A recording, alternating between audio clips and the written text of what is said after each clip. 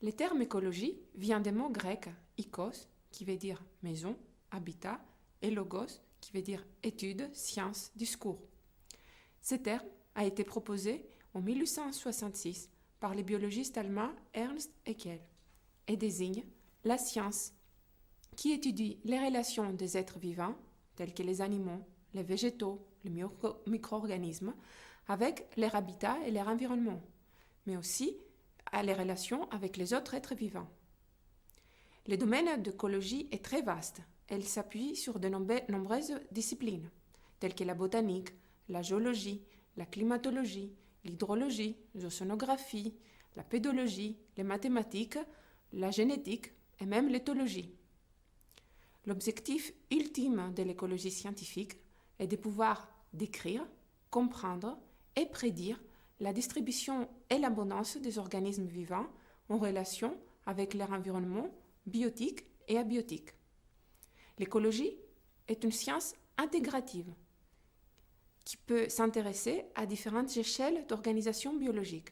Tout d'abord l'espèce, mais aussi les populations, qui est l'ensemble des individus d'une même espèce, la communauté, qui est l'ensemble de différentes espèces, mais aussi l'écosystème, et voire aussi la biosphère. L'écologie peut prendre en compte les interrelations entre ces différents niveaux d'organisation, et ceci peut se faire à de différentes échelles spatiales et temporelles.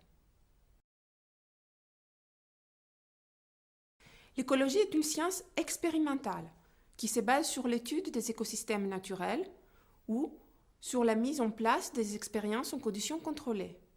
Mais l'écologie est aussi une science théorique qui peut utiliser les mathématiques, par exemple, afin d'étudier des processus des systèmes écologiques complexes.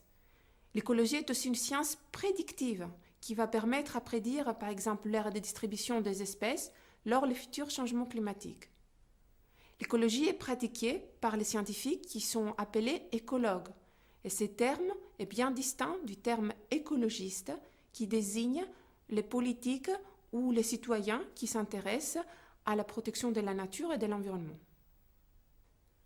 Dans ce chapitre, on va voir comment les différents concepts et approches d'écologie peuvent être mobilisés par l'agroécologie, avec comme but de voir comment on peut réintroduire la diversité dans les systèmes agricoles, restaurer les fonctions écologiques dans les agroécosystèmes et pourquoi pas revoir le rôle de la biodiversité comme un facteur de production.